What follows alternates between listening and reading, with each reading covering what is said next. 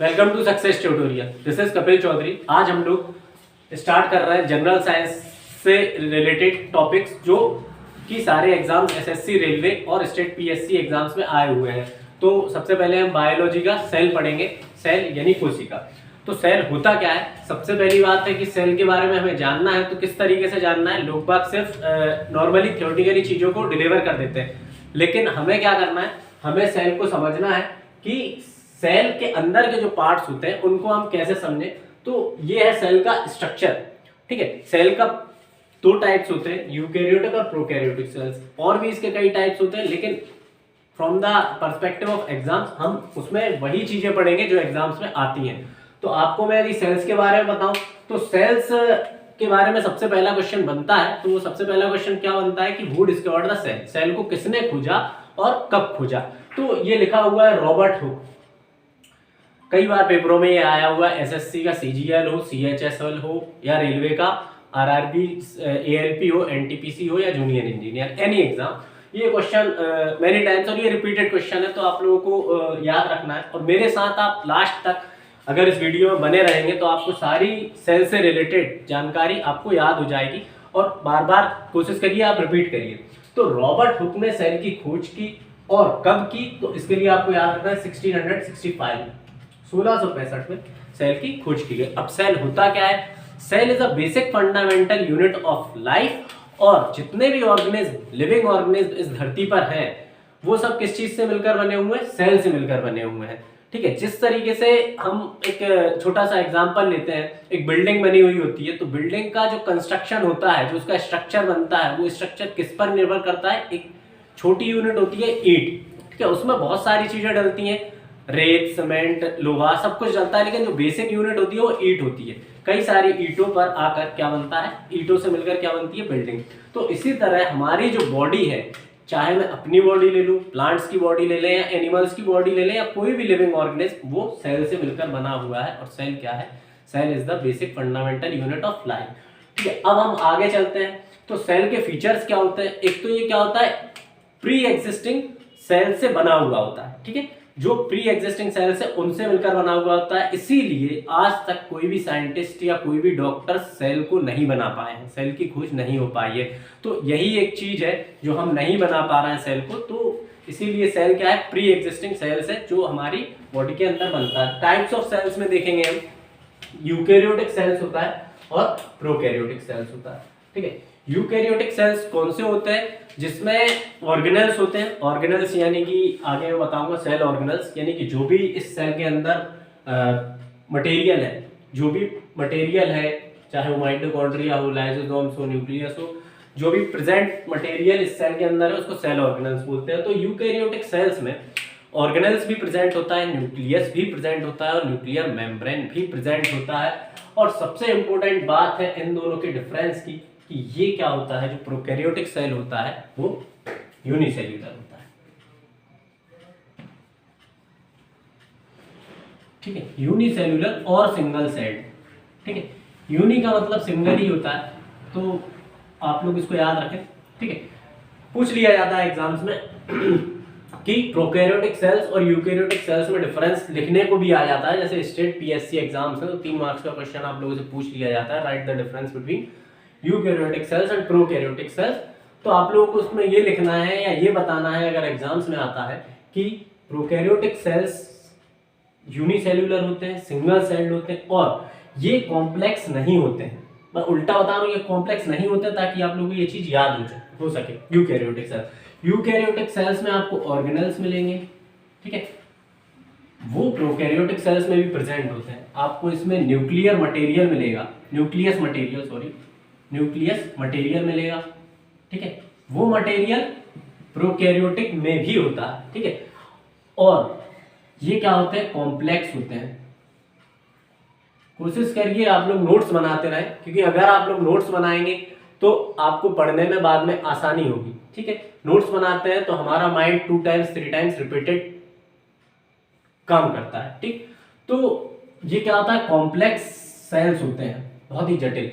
Eukaryotic cells किसमें होते हैं? प्लांट्स एंड एनिमल्स में। जो हम लोग हैं, जो प्लांट्स हैं, उनमें होते हैं यूकैरियोटिक सेल्स। प्रोकैरियोटिक सेल्स किसमें पाए जाते हैं, क्योंकि ये सिंगल सेल्ड ऑर्गेनिज्म है, ये ज्यादा कॉम्प्लेक्स नहीं होते हैं, तो ये किसमें पाए जाते हैं, ये पाए जाते हैं बैक्टीरिया में। जैसे क्वेश्चन आ जाता है, आपको ऑप्शंस दे दिए जाएंगे, एक किसी एनिमल का नाम दे दिया जाएगा और 3 किसी बैक्टीरिया के नाम दे दिए जाएंगे, जैसे ई कोलाई दे दिया जाएगा, ठीक है, और जैसे अलगी दे दिया जाएगा, ठीक है। इसी तरीके से आपको दे दिए जाएंगे, तो आपको उसमें लगाना पड़ेगा कि प्रोकैरियोटिक कौन सा है और यूकैरियोटिक कौन सा है। तो ये प्रोकैरियोटिक सेल्स किस में होता है, ये बैक्टीरिया में होता है, ठीक है। ये मैं यहाँ लिख देता हूँ, ये बैक्टीरिया और ये प्लांट्स एंड एनिमल्स।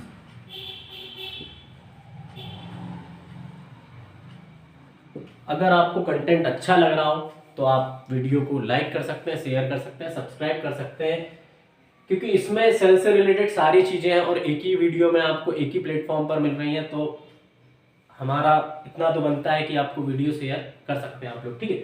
आगे चलते हैं हम लोग, तो यूकैरियोटिक सेल और प्रोकैरियोटिक सेल में आप लोगों को डिफरेंस समझ में आ गए होंगे। नेक्स्ट हम लोग बात करते हैं पार्ट्स ऑफ सेल्स की।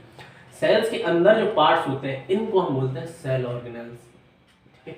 सेल ऑर्गेनेल्स यानी सेल के अंदर जो भी पार्ट्स होते हैं उनको हम सेल ऑर्गेनेल्स बोलते हैं। अब हम इनको पढ़ेंगे। एक एग्जांपल लेते हैं, जिस तरीके से एक दूध की थैली होती है, ठीक है, हम लोग देखते हैं सांची के दूध का पैकेट आता है, ये बहुत जगह सर्कुलेट होता है, तो उसके अंदर वो एक पैकेट होता है, उस पैकेट में एक वो पूरी पॉलीथीन से पैक होता है, ठीक है, वो एक पॉलीथीन से पैक होता है। तो जब वो पैक होता है तो उसके अंदर से कोई चीज बाहर नहीं जा सकती और बाहर से अंदर नहीं आ सकती, ठीक है। तो वो जो पैकिंग, टाइट पैकिंग का काम करता है वो कौन करता है, वो सेल वॉल करती है, ठीक है। और सेल मेम्ब्रेन क्या करता है, ये सिर्फ आउटर एनवायरनमेंट जो भी है उसको अंदर इनसाइड वाले एनवायरनमेंट से सेपरेट करता है। सेल मेम्ब्रेन की डेफिनेशन यही है, it separate the outer environment from the inner material of the cell, ठीक है। तो ये क्या होता है, सेल मेम्ब्रेन होता है, इसको हिंदी में झिल्ली बोलते हैं, ठीक है, कोशिका झिल्ली। तो ये जो दिख रहा है आपको, ये सेल मेम्ब्रेन है, ठीक है। ये सेल के ऊपर आउटरमोस्ट कवर्ड लेयर होती है, ठीक है, ये सेल के ऊपर होती है। आप नॉर्मली सेल को इस तरीके से समझ सकते हैं, इसके अंदर ये मटेरियल है और ये उसकी लेयर है, तो ये बाहर और अंदर के मटेरियल को सेपरेट कर रहा है, यही सेल मेम्ब्रेन है। सेल वॉल किस में होती है, प्लांट्स में होती है, ये रिजिड होती है, एनिमल्स में ये नहीं पाई जाती है। तो सेल वॉल क्या करती है, ये इस टाइप से, ये जो है ये सेल वॉल है, बट ये अभी फिगर सिर्फ सेल स्ट्रक्चर है, प्लांट का नहीं। तो सेल वॉल क्या होता है, ये एक रिजिड स्ट्रक्चर होता है, ये प्लांट्स में पाया जाता है, एनिमल्स में नहीं पाया जाता है। तीसरे टॉपिक की बात करें, साइटोप्लाज्म। साइटोप्लाज्म होता है जेली लाइक फ्लूइड, ठीक है। ये जो मटेरियल इसके अंदर भरा हुआ है, ये आपको ऐसे दिख रहा होगा, ये डॉट डॉट बने हुए हैं या कुछ भी बना हुआ है चील कौए की तरह, ये ऐसा नहीं है। इसके अंदर लिक्विड होता है, तरल पदार्थ, ठीक है, द्रव्य बोलते हैं, हिंदी में उसको द्रव्य बोलते हैं। तो ये जो भरा हुआ है उसी को हम साइटोप्लाज्म बोलते हैं। ये सब फ्लोट कर रहे हैं, ये समझ लो चीजें, है ना। ये सब मान लो उस दूध के पैकेट में मैंने काजू बादाम दाखें कुछ भी डाल दिए, तो वो सब चीजें क्या है, वो सब ये है सेल ऑर्गेनल्स है। और जो लिक्विड है उसमें, क्योंकि दूध में सबसे ज्यादा अमाउंट में क्या पाया जाता है, पानी, ठीक है, पानी उसका सबसे ज्यादा अमाउंट में मटेरियल होता है। तो वो जो पार्ट है वो क्या है, तुम्हारा साइटोप्लाज्म, ठीक है। Cytoplasm is a jelly like fluid which is present in the cell. ये क्या होता है, साइटोप्लाज्म। आप लोग समझ रहे होंगे सेल क्या होता है। Cell is a basic fundamental unit of life. इसको किसने खोजा है, रॉबर्ट हुक ने खोजा है। और कब खोजा है, 1665 में खोजा है। टाइप्स ऑफ सेल में देखेंगे, यूकैरियोटिक सेल होता है, प्रोकैरियोटिक सेल्स होता है, ठीक है। और एक चीज और मैं बता दूं कि सबसे जो लॉन्गेस्ट सेल होता है वो कौन सा होता है, नर्व सेल, जो कि ह्यूमन बॉडी में पाया जाता है, ठीक है। और सबसे बिगेस्ट सेल, ये पेपर में आ जाता है, तो इसको आप लोगों को याद रखना बहुत ही इंपॉर्टेंट है। अगर पूछा जाए बिगेस्ट सेल, तो बिगेस्ट सेल आप लोगों को बताना है कौन सा होता है, ऑस्ट्रिच का अंडा, ठीक है, ऑस्ट्रिच का एग, ठीक है। तो ऑस्ट्रिच का जो एग होता है उसको हम बिगेस्ट सेल बोलते हैं। और जो लॉन्गेस्ट सेल होता है वो होता है नर्व सेल, ठीक। और भी ह्यूमन बॉडी के अंदर काफी सारे सेल्स पाए जाते हैं, जैसे red blood cells, white blood cells, इस तरीके से। तो ये बहुत ही इंपॉर्टेंट है, पूछ लिया जाता है एग्जाम्स में। अब आपको बताना है स्मॉलेस्ट सेल कौन सा होता है, ये आप लोग कमेंट में नीचे बताएं। आगे चलते हैं हम लोग, तो अब आते हैं न्यूक्लियस के बारे में। तो न्यूक्लियस का पहला तो ये क्वेश्चन बनता है कि इसको किसने डिस्कवर किया। तो न्यूक्लियस को डिस्कवर किसने किया, रॉबर्ट ब्राउन, ठीक है। तो दोनों के नाम सेम है, आपको यहाँ हुक याद रखना है, यहाँ ब्राउन याद रखना है, ठीक है। न्यूक्लियस को किसने किया है? रॉबर्ट ब्राउन ने, ठीक। किसने किया है? रॉबर्ट ब्राउन ने, ठीक, इन 1838। तो ये रॉबर्ट ब्राउन है, इनने न्यूक्लियस को डिस्कवर किया है, और इसको हम control centre of the cell बोलते हैं, या फिर आप इसको बोलते हैं ब्रेन ऑफ द सेल। जिस तरीके से कंप्यूटर में आपने एक टॉपिक पढ़ा होगा कि सीपीयू क्या होता है, तो सीपीयू क्या होता है? Brain of the computer. उसी तरीके से न्यूक्लियस क्या होता है? Brain of the cell. यानी सेल के अंदर जो भी फंक्शन हो रहा है वो कैसे, उसको कंट्रोल करने का काम कौन करता है? न्यूक्लियस करता है। कैसे कंट्रोल करना है, क्या करना है, कितनी क्वांटिटी में उसमें चीजें आनी है जानी है, ये सब चीजें न्यूक्लियस करता है, ठीक है। तो न्यूक्लियस, और इसके अंदर क्या होता है? जो भी हेरेडिटरी मटेरियल होता है या जेनेटिक मटेरियल होता है वो सब इसके अंदर न्यूक्लियस के अंदर प्रेजेंट होता है। डीएनए हो गया, ठीक है। न्यूक्लियस के अंदर एक होता है न्यूक्लियो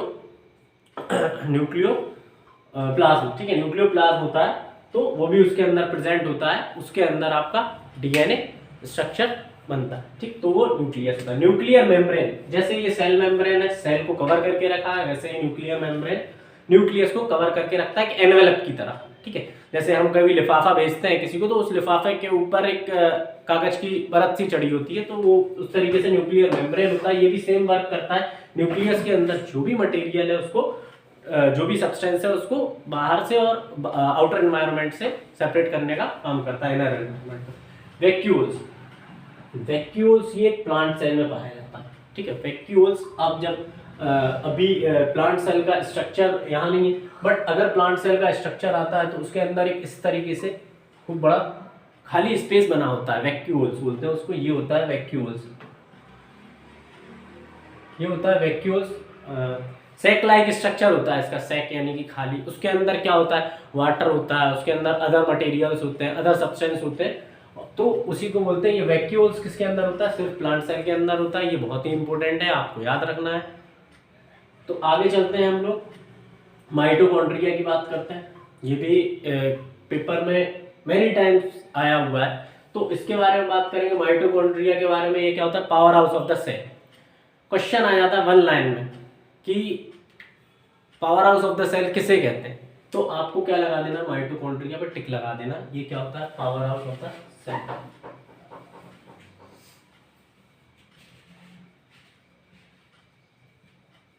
क्या होता है फ्रेंड्स? कमेंट में आप लोग नीचे लिख के बताएं कि क्या होता है mitochondria. It is called the power house of the cell, यानी ये सेल को एनर्जी प्रोवाइड करता है। जैसे कि यदि हमारे घर में कोई पावर सप्लाई आ रही है तो वो किससे आ रही है? इलेक्ट्रिसिटी से आ रही है। उसी तरीके से यदि सेल को एनर्जी चाहिए तो वो कौन प्रोवाइड करेगा? माइटोकॉन्ड्रिया। इसके अंदर प्रोसेस चलती है, एटीपी इसके अंदर होता है, जिसका फुल फॉर्म होता है एडिनोसिन थायोफॉस्फेट, ठीक है। तो ये इसके अंदर होती है। तो ये आपको इंपोर्टेंट है। Power house of the cell किसे कहते हैं? माइटोकॉन्ड्रिया कहते हैं। लाइसोसोम्स, लाइसोसोम्स की बात करें, ये फिगर भी देख लीजिए। माइटोकॉन्ड्रिया किस टाइप का स्ट्रक्चर होता है? ये ऐसे होता है, उसके अंदर क्या कर्व टाइप का बना हुआ होता है ऐसे, ठीक है, रफ टाइप से। ये माइटोकॉन्ड्रिया होता है, ये साइटोप्लाज्म होता है, लाइसोसोम्स ये होते हैं। लाइसोसोम्स क्या होते हैं मैं ये आप लोगों को बताऊंगा। जब सेल के अंदर कोई भी पार्ट डैमेज हो जाता है या कोई सेल डैमेज हो जाता है या भ्रष्ट हो जाता है तो वो जाके कहाँ जाता है? वो लाइसोसोम्स में जाता है। इसीलिए इसको नाम दिया गया है suicide bag of the cell, ठीक है। इसको हम क्या बोलते हैं? लाइसोसोम्स को suicide bag of the cell. आप लोग नोट्स बनाते रहे, लिखते रहे, तो इसको हम क्या बोलते हैं? Suicide bag of the cell. ये आजकल स्टेट पीएससी या पीसीएस जो भी एग्जाम्स होते हैं उनमें भी ये क्वेश्चन पूछा जाता है। सीडीएस जैसे एग्जामों में और यूपीएससी में भी बायो का काफी पोर्शन आता है, तो आप लोगों को पढ़ने की जरूरत है इसको। अब हम बात करते हैं राइबोसोम्स की। राइबोसोम्स क्या करता है? राइबोसोम प्रोटीन को सिंथेसाइज करता है, ठीक है। तो राइबोसोम जो है वो प्रोटीन को सिंथेसिस करता है, ठीक है। ये राइबोसोम्स का स्ट्रक्चर है, इस तरीके से लाइन से होते हैं, ये राइबोसोम्स है। गोल्गी अपैरेटस, गोल्गी अपैरेटस या गोल्गी बॉडीज, ये है गोल्गी अपैरेटस। गोल्गी अपैरेटस या गोल्गी बॉडीज क्या होता है? आप लोग इसको समझिए। जैसे कि हम कोई चीज ऑर्डर करते हैं ऑनलाइन, अमेजन, फ्लिपकार्ट या कोई भी ई कॉमर्स वेबसाइट से, तो वो चीज वहां से डिलीवर होके जब आती है तो किसके पास आती है? जो सिटी का डीलर होता है उसके पास आती है। उस डीलर का काम क्या होता है? उस मटेरियल को प्रॉपर पैकेज करना और फिर उसको कस्टमाइज करना, उस बैग में जमाना, कैसे जमाना है, कैसे क्या करना, उसके बाद उसको रिसीवर तक पहुंचाना। तो ये जो गोल्गी अपैरेटस या गोल्गी बॉडीज है, इसका काम यही है कि जो भी material, lipids, proteins, carbohydrate etcetera, कोई भी मटेरियल यदि उसके अंदर आ रहा है तो ये उस मटेरियल को क्या करता है, कस्टमाइज करता है, उसको गैदर करता है, इकट्ठा करता है और फिर आगे उसको एंडोप्लाज्मिक रेटिकुलम के पास भेज देता है। ठीक है, अब हम बात करते हैं एंडोप्लाज्मिक रेटिकुलम क्या होता है। एंडोप्लाज्मिक रेटिकुलम ये दो टाइप के होते हैं। इसमें जो भी राइबोसोम से आता है मटेरियल, क्रोमोसोम्स से रिलेटेड, वो एंडोप्लाज्मिक रेटिकुलम में आता है। तो इस एंडोप्लाज्मिक रेटिकुलम टू टाइप्स के होते हैं, स्मूथ एंडोप्लाज्मिक रेटिकुलम और रफ एंडोप्लाज्मिक रेटिकुलम। ये रफ है, रफ में थोड़ा इस टाइप का स्ट्रक्चर बना रहेगा और ये रफ।